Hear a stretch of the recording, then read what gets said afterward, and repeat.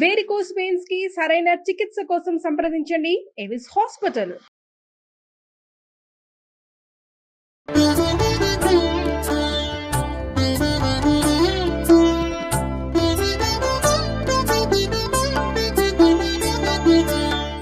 నమస్కారం. మాఘపురాణం 26వ అధ్యాయంలోకి వచ్చాం.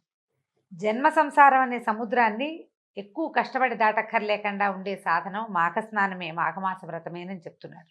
అయితే దాని ప్రశస్తిని వెల్లడించి ఇంకొక కథ చెప్తున్నారు. సంసారం అంటే కష్టాలన్నీ స్నానం చేస్తే తీరుతాయండి అని ప్రశ్నించలేమండి.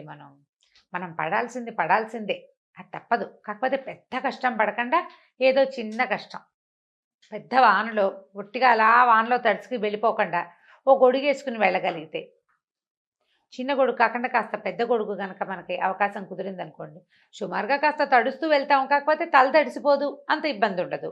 అట్లా ఈ మాఘ స్నానం అని, కార్తీక స్నానం అని పూజా విధానాలన్నీ అందుకే ఉపయోగపడతాయి.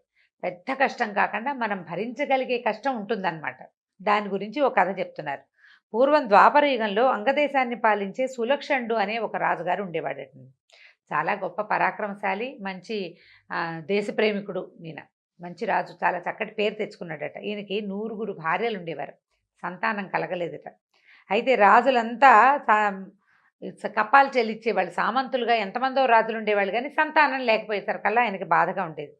ఏం చేస్తే నాకు కులవర్ధనుడైన కుమారుడు జన్మిస్తాడని బాగా ఆలోచించేవాట. వెళ్ళి పెద్దవాళ్ళని అడిగేవాడనమాట. అయితే మహర్షుల్ని ఆశ్రయిద్దామని భావించి నైమిసారణ్యానికి వెళ్తే మంచిదని నైమిసారణ్యానికి వెళ్ళాడట. అక్కడ చాలామంది ఋషులు మునులు కనబడ్డారు. ఇతను అందరికీ నమస్కారాలు చేసి, నాకు సంతానం లేదు, పుత్ర సంతాన ప్రాప్తిని నాకు ప్రసాదించండి, ఆ రాజ్యం వృధాగా పోతుంది, పిల్లలు లేరు, ఎలాగా అని అడిగాడు. అడిగేసరికల్లా సరే ఏమన్నారు, కిందటి జన్మలో నువ్వు సౌరాష్ట్ర మహారాజువి, సర్వసంపన్నుడివి అయినప్పటికీ నువ్వు మాఘమాసంలో రథసప్తం నాడు కుష్మాండ దానం చేయలేదు, అందువల్ల నీకు ఈ జన్మలో సంతానం కలగలేదు, ఇంతమంది భార్యలున్నా సంతానం లేదు నీకు అని చెప్పారు. అప్పుడు ఏదైనా ఉపాయం చెప్పమని రాజుగారు బతిమలాడేసరికి ఈ మునులంతా ఏమన్నారు, తమ తపఫలాన్ని ధారపోసి ఒక పండుని మంత్రించి ఇచ్చారట. ఒక ఫలాన్ని ఇచ్చి, నీ భార్యలకి తినిపించు, నీకు 100 కుమారులు పుడతారని చెప్పారు. ఈయన చాలా సంతోషంగా ఋషులకి మునులకి అందరికీ సాష్టాంగపడి నమస్కారాలు చేసి కృతజ్ఞతలు చెప్పుకుని ఇంటికి తెచ్చుకున్నాడు ఆ పండుని. రాణులు సంతోషంగా ఎదురొచ్చారు, ప్రజలంతా స్వాగత సత్కారాలు చేశారు. అబ్బో రాజుగారు ఇంకేముంది, కులదీపకుడైన కుమారుడు కలగబోతున్నాడు, కుమారులు బహువచనం, వాళ్ళంతమంది పిల్లలు కలుగుతారు, రాజుగారికి మన రాజ్యానికి ఏమీ ఢోకా లేదనుకున్నారు. ఈయన ఏం చేశాడు, ఈ నైమిసారణ్యానికి వెళ్ళి అలసిపోయి వచ్చిన రాజు తన తాలూకు శయ్యామందిరంలోకి, అంతఃపురంలో అట్టు పెట్టాడట. స్నానం సంధ్య తెముల్చుకుని ఈయన వచ్చేసరికల్లా రాజుగారి చిన్న భార్య ఏమనుకుందట, ఆ పండుని దొంగిలించి తనొక్కతే తినేసిందట. మహారాజు తిరిగి వచ్చి చూసేసరికి పండు లేదు. దాంతో బాగా వెతికిచ్చారు, ఏమైనా నా పండు దొరకల. రాజు చాలా దిగులు పడిపోయాడు. ఒక కుమారుడు కోసం అని ఇంత ప్రయత్నం చేసి అందరినీ ప్రార్థించి తీసుకొస్తే ఇప్పుడు ఆ పండు పోయిందని నేను ఎలా చెప్పగలుగుతాను, ఇంత ప్రయత్నము వృధా అయిపోయింది, అయ్యో నా వంశాంకురం లేకుండా పోయింది, నా పితరులకు ఏం సమాధానం చెప్పాలి అని ఆయన ఎంతో బాధపడుతూ ఉండిపోయాడు. అయితే ఈ చిన్న భార్య 2-3 రోజులు ఆలోచించుకుని మెల్లిగా తర్కించుకుని మహారాజుకి నిజం చెప్పేసింది, నేనే ఆ పండు తిన్నానని. ఆయన కష్టమేసింది, కానీ సరే కానిలే, 100 కుమారులు పుట్టవలసింది, ఒక్క కుమారుడైనా కలుగుతాడు కదా, పండు ఎవరో పట్టుకుపోకుండా అని అనుకుని సంతోషించాడు. ఇంతలో ఏమైంది, మిగిలిన రాణులందరికీ ఏమనిపించింది, అందరికీ చెందవలసిన పుత్ర సంతాన ప్రాప్తిని ఇది ఒక్కతే తీసుకుంది, మోసం చేసింది మన్నని ఆ అమ్మాయి మీద క్రోధం తట్టుకోలేక ఆమెకి ఏదో మతి చెడే మందుని ఆహారంలో కలిపి తినిపించేశారు. అయితే క్రమంగా ఏమైంది, ఆవిడకి మతిపోయింది, గర్భానికి ఏ బాధ లేదు, గర్భవతిగా ఉంది, శుభ్రంగా పిల్లవాడి లోపల బాగానే ఉన్నాడనమాట. అయితే ఒకనాడు అంతఃపురం నుంచి అడవులకు పారిపోయింది ఆవిడ. పారిపోయి ఈ ప్రయాణం, రాణులకి వాళ్ళకి నడకలు, అడవుల్లో తిరగటాలు ఏముంటాయి, మతి లేదు ఆవిడికి, ఒళ్ళు తెలియని స్థితిలో అడవిలోకి వెళ్ళిపోయింది. అక్కడ ఒక పిల్లాన్ని ప్రసవించింది. అయితే బాలింతగా పడున్న ఈ రాణిగారిని ఒక పులి ఆహారంగా తినేసింది. పిల్లాడిని అది ముట్టుకోలేదట. అప్పుడే పుట్టిన బిడ్డ ఏడుస్తూ ఉండగా ఏమైందట, హంసల గుంపు ఒకటి చూసి అయ్యో పిల్లవాడు ఏడుస్తున్నాడని రెక్కలు చాచి ఎండపడకుండా చేసి ఈ పిల్లాడికి పళ్ళగుజ్జు తేనె పట్టుకొచ్చి పెట్టి పిల్లవాడిని పోషించేసరికల్లా క్రమంగా ఈ పక్షుల పెంపకానికి అలవాటు పడి అక్కడక్కడే తిరుగుతూ ఉండేవాడు. అక్కడ ఒక మంచి చక్కగా సరస్సు ఒకటి ఉందట. ఆ సరస్సు ఏంటంటే ఈ హంసలు వచ్చే సరస్సు అన్నమాట. దాంతో అక్కడ ఆడుకుంటూ ఉండేవాడు. ఆ సరస్సు దగ్గర ఈ హంసలు అక్కడ విహరిస్తుండేవి. అవే వాటికి ఆహారంగా తెచ్చి పెడుతూ ఉండేవన్నమాట. పిల్లవాడికి ఒక సంవత్సరం, సంవత్సరంన్నర వచ్చేసరికల్లా తనంతట తను పళ్ళు తీసుకొని తినటం వచ్చేస్తుంది కదా! మరి ఎవరూ లేని వాడికి దేవుడే దిక్కు పాపం. అయితే ఏమైంది, ఒకసారి ఒక పవిత్ర దినాన మాఘమాసం లాంటిది, కార్తీక మాసం లాంటి రోజున సమీప గ్రామాల నుంచి కొంతమంది ఈ సరస్సుకి స్నానం ఆడడానికి వచ్చారు. అలా వచ్చిన వాళ్ళలో ఒక గృహస్థు, సంతానం లేదు, 2 భార్యలున్నారు. అతను ఈ పిల్లాడిని చూసి, అక్కడ తిరుగుతున్న పిల్లాడిని చూసి ముచ్చటపడి ఇంటికి తీసుకొచ్చాడు. అయితే ఏమైంది, ఎవరిది ఈ పిల్లాడు ఏమిటి అని వెతుక్కున్నాడు. చూస్తే ఏమీ కనపడలేదు. పిల్లాడు హంసలతో, పక్షులతో స్నేహంగా తిరుగుతున్నాడు. మనుషుల పొలకువే లేదక్కడ. దాంతో పిల్లాడిని తెచ్చేసుకున్నారు. సరే, భగవంతుడే దిక్కు, ఇలా దిక్కులేని వాళ్ళకి నాకు సంతానం లేదని ఈ పవిత్ర దినపు రోజున, అంటే ఒక ఉత్తమమైన దినం అది, ఏ నెలలోనో అనేది రాయలేదు, కానీ మాఘ కార్తీక మాసాల్లో నదీ స్నానాలు అవి, సరస్సులో స్నానాలు చేసే రోజులు అవే కదా. ఇది మంచి రోజుల్లో నేను ఇలాగా శ్రీహరిని ప్రార్థించడం వల్లే నాకు ఇట్లా కుమారుడు లభించాడని ఏం చేశాడు, పిల్లాడిని ఇంటికి తెచ్చేశాడు. అయితే ఈ భార్యలిద్దరికి, ఈ పిల్లాడు నాకు కావాలంటే నాకు కావాలని పొట్లాడుకునే వాళ్ళు. నేను పోషిస్తానంటే నేను పోషిస్తాను. ఇలా కొద్ది రోజులు కొట్లాట అయ్యి పిల్లాడు 2 ఏళ్ళు పెరిగాడు. వీళ్ళ దగ్గర 4 ఏళ్ళు వచ్చినాయి వాడికి. ఈ కొట్లాటల్లో భాగంగా పెద్ద భార్యకి చాలా కోపంతో ఏం చేసిందట, ఈ పిల్లాడిని వీడి వల్లే కదా ఈ తగాదా అంతాను అని చెప్పి పిల్లాడిని తీసుకెళ్ళి అడవిలో వదిలిపెట్టొచ్చింది. ఈ గృహస్థ ఇంటికి వచ్చాడు, చూసుకున్నాడు, పిల్లాడు కనపడలే.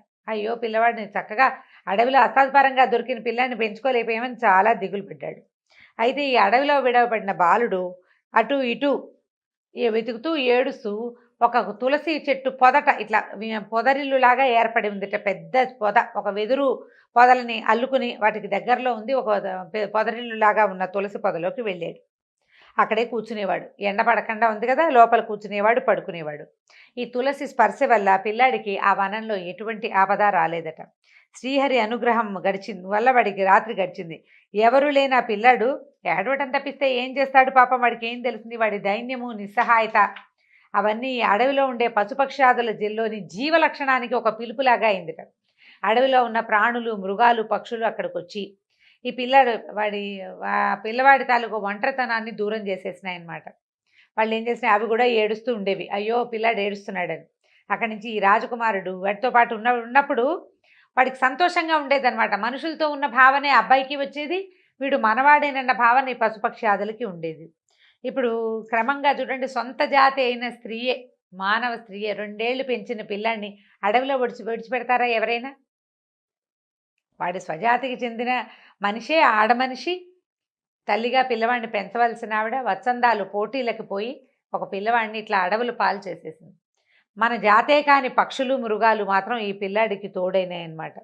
సరే, క్రమంగా ఏమైంది, మృగాలు తేనె, ముగ్గిన పళ్ళు వంటి ఆహారాలను తెచ్చి ఈ పిల్లాడికి ఇస్తూ ఉండేవి. ఈ విధంగా క్రమంగా ఆ పిల్లాడు అవి చేసిన ఉపచారాలతోటి, అవి తమతో స్నేహంగా ఉండటంతో దుఃఖం మానుకున్నాడు. తనంతట తను పండు ఫలము సేకరించుకుని తినటం, నదులు చెరువులోకి దిగి స్నానం చేయటం తెలుసుకున్నాడు. అక్కడి నుంచి బాలుడు తులసి పొదలో ఉండటం వల్ల తులసిని చూడటము, తాకటము, పొదలో ఉన్నాడు, చెట్టు తగులుతూ ఉంటుంది కదా, క్రమంగా వాడిలో ఒక బుద్ధి వికాసం కలిగిందనమాట. కలిగి తనంతట తను అప్రయత్నంగానే వాడి నోటి నుంచి కృష్ణ, గోవింద, అచ్యుత మొదలైన భగవన్నామాల్ని ఉచ్చరించే శక్తి కలిగింది తులసి ప్రభావం వల్ల. అతను ఆ మాటల్నే పలుకుతూ తులసి పొదలో నివసించి ఆడుకుంటూ కాలం గడిపేవాడు. ఈ అడవిలో క్రమంగా ఏమైంది, ఇలా పూజింపబడింది. ఇప్పుడు అడవిలో ఏదో చెట్టు మొలిచి దానంతటది పడి మొలిచిన తులసి చెట్టు, పశుపక్షాదులకి ఆలవాలంగా ఉండే చోటే తులసి దగ్గర తిరిగే పిల్లాడికి ఇలాంటి అవకాశం వస్తే మనమే శ్రద్ధగా, భక్తిగా పెంచుకుని ఇంట్లో ఉంచుకునే తులసికి ఎంత ప్రభావం ఉంటుంది. శ్రద్ధగా పెంచాలి కదా తులసిని. దానివల్ల ఆరోగ్యం చేకూరుతుంది, బుద్ధి వికాసం కుదురుతుంది, మానసికమైన శక్తియుక్తులు పెరుగుతాయి. అప్రయత్నంగా ఏదో వచ్చేదండి, కానీ మనకి రావాల్సింది వస్తుంది ఎంతో కొంత. తులసిని రక్షించాలి. అదేదో ఒక చిన్న మొక్కగా కాకుండా గుబురుగా, పొదలుగా ఉండేటట్టుగా. ఎవరికైనా మన ఇంటికి వచ్చారు, తులసి చెట్టు కావాలంటే అప్రయత్నంగా తీసుకెళ్ళండి, 2 మొక్కలు చాలా ఉన్నాయని 2 మొక్కలు వాళ్ళ చేతిలో పెట్టడం, అట్లా చేయాలి. తులసిని ఇతోధికంగా నాటాలి, ఇతరుల ఇళ్లలో నాటడానికి సహాయం చేయాలి. అవన్నీ కూడా మనకి చాలా రకాల శక్తియుక్తుల్ని ఇస్తాయట. దాని ప్రభావం అలాంటిదని చెప్తున్నారు, మాఘపురాణంలోనే చెప్పబడింది ఆ మాట. అయితే క్రమంగా ఈ పిల్లవాడు ఏం చేశాడు, ఈ భక్తిభావంలోకి లోపలికి వెళ్ళిపోయాడు. మెల్లిగా ఈ గోవిందనామాలు, అచ్యుత కేశవ అంటాం బాగా ఎక్కువైందనమాట. అయితే ఇంతలో ఈ గర్భవతి అయిన భార్య ఇలా వెళ్ళిపోయింది, పిచ్చయిపోయింది, పిల్లవాడు పుట్టి ఎక్కడున్నాడో ఏమిటోనని రాజుగారు చాలా వెతికిచ్చాడు కానీ ఆయనకేం దొరకలేదు. అయితే ఈ అడవిలో ఉన్న రాకుమారుడు శ్రీహరి నామస్మరణ చేస్తూ పశుపక్షాదులతో మైత్రి చేస్తూనే ఉండేవాడు. తల్లిదండ్రి, తాత, సోదరుడు ఇట్లాంటి బంధువులను ఎవరిని ఎరగడు. కేవలము శ్రీహరి నామోచ్చారణ మాత్రమే, శ్రీహరి పూజే వాడికి నిత్యకృత్యం. కానీ వాడికి భగవద్ దర్శనం కాలేదట. ఆ విచారం కలుగుతుండేది. క్రమంగా ఒకనాడు ఏమైందట, ఆకాశవాణి మాఘవ్రత చేయమని, మాఘస్నాన వ్రతం చేయమని వాడికి ఆకాశవాణి పలుకులు వినపడ్డాయి. ఈ రాజకుమారుడు ఏం చేశాడు, ఆకాశవాణి చెప్పిన మాటలను అనుసరించి మాఘస్నానము, పూజ మొదలైన వాటిని ప్రారంభించుకున్నాడు. అప్పటి కాలంలో ఇలా ఉండేదండి. ఆకాశవాణి, అశరీరవాణి పలుకుతూ ఉండేవి. మనకి భారతంలో కూడా, మన భాగవతంలో కూడా చూస్తాం కదా, కంసుడికి అశరీరవాణే చెప్పింది ఆకాశవాణి. నువ్వెవరినైతే తీసుకెళ్తున్నావో నీ చెల్లెల తాలూకు అష్టమ గర్భుడే నీ తాలూకు మృత్యువు అని మనం తెలుసుకున్నాం. అలా జరిగేది ఆ కాలంలో. మాఘ శుక్ల చతుర్దశి నాడు రాజకుమారిని పూజానంతరము శ్రీహరివానికి దివ్య దర్శనాన్ని ఇచ్చారు. శుభాన్ని కలిగించే బాహువులతోటి బాలుణ్ణి కౌగిలించుకున్నట్ట. ఓ బాలక, నా భక్తుడువైన నీకు వరాన్ని ఇస్తాను, కోరుకోమన్నాడు. అంటే బాలుడు అడిగాడు, నాకు నీ పాద సాన్నిధ్యాన్ని చిరకాలము అనుగ్రహించు అని కోరుకుంటే విష్ణుమూర్తి ఏం చెప్పాడట, నువ్వు రాజువై ఈ భూమిని చిరకాలం పాలించు, మాఘమాస వ్రతాన్ని మానద్దు, పుత్రపౌత్ర సమృద్ధిని, సంపదలను, భోగభాగ్యాలని పొందు. నీవిప్పుడు నీ తండ్రి వద్దకు పొమ్ము, రాజువై చిరకాలము కీర్తిని, సర్వ సంపదలను, సర్వ సమృద్ధులను, సర్వ సుఖములను అనుభవించుము, మాఘమాస వ్రతం చేసుకో అని చెప్పి దాని తర్వాత అంత్యాన్న నా సన్నిధిని నువ్వు పొందుతావు అని చెప్పి తన తాలూకు విష్ణు పార్షదుల్లో సునందుడు అనేవాడిని పిలిచి ఈ పిల్లవాడిని సులక్షణ మహారాజుకి అప్పచెప్పమని ఆజ్ఞాపించాడు. అప్పుడు ఈయన ఏం చేశాడు, సునందుడు ఈ పిల్లాన్ని తీసుకెళ్ళి రాజకుమారి తాలూకు పూర్వవృత్తాంతం అంతా సులక్షణ మహారాజుకి తెలియచేసి పిల్లాడికి కలిగిన శ్రీహరి అనుగ్రహాన్ని, ఏ రకంగా అబ్బాయి భగవంతుడి అనుగ్రహాన్ని పొందగలిగాడో కూడా ఈ రాజుగారికి సవివరంగా చెప్పి పిల్లవాడిని అప్పచెప్పి వెళ్ళిపోయాడు. సులక్షణ మహారాజు ఆశ్చర్యాన్ని, ఆనందాన్ని పొందాడు. కుమారుడికి సుధర్ముడని పేరు పెట్టాడు. బాలుడు విద్యాబుద్ధుల్ని పొంది పెద్దవాడైన తర్వాత వానిని తన విశాల సామ్రాజ్యానికి ప్రభువుని చేశారు. వృద్ధుడైన సులక్షణుడు తన భార్యలతో వనానికి ఎగాడు. 99 మంది భార్యలు ఉన్నారు ఆయనకి. వానప్రస్థాన్ని స్వీకరించి కాలక్రమమున మరణించను. తర్వాత భార్యలు కూడా ఆయనతో సహగమనం చేసి పరగలోకమున భర్తను అనుసరించి తరలిపోయారు. సుధర్ముడు భక్తితో తండ్రికి, తల్లులకు శ్రద్ధతో శ్రాద్ధకర్మల్ని ఆచరించాడు. తగిన రాజకన్యను వివాహం చేసుకున్నాడు. ధర్మయుక్తంగా, ప్రజారంజకంగా చిరకాలము రాజ్యాన్ని పరిపాలించాడు. పుత్రులను, పౌత్రులను పెక్కుమందిని పొంది ఎప్పుడు మాఘవ్రతాన్ని మానలేదట. పుత్రులతోనూ, మనవలతోనూ, భార్యలతోనూ కలిసి జీవించి ఉన్నంత వరకు సకుటుంబంగా మాఘమాస వ్రతాన్ని ఆచరించేవాడు. తుదకి కుమారులకు రాజ్యాన్ని ఇచ్చి శ్రీహరి సాన్నిధ్యాన్ని చేరాడు. కాబట్టి ప్రతి జీవి తప్పక మాఘమాస వ్రతమును విడువక ఆచరించవలెను. అట్లు చేసిన శ్రీహరి భక్తులకు ఎట్టి భయము ఉండదు. ఈ వృత్తాంతాన్ని వినినవాడు విష్ణు భక్తుడై మాఘమాస వ్రతాన్ని ఆచరించి విష్ణుప్రియుడై ఇహపరలోక సుఖములను పొంది శ్రీహరి సాన్నిధ్యాన్ని పొందుతాడు అని చెప్పబడింది. దీంతో 26వ అధ్యాయం పూర్తయిందండి. రేపు 27వ అధ్యాయంతో మళ్ళీ కలుసుకుందాం. నమస్కారం.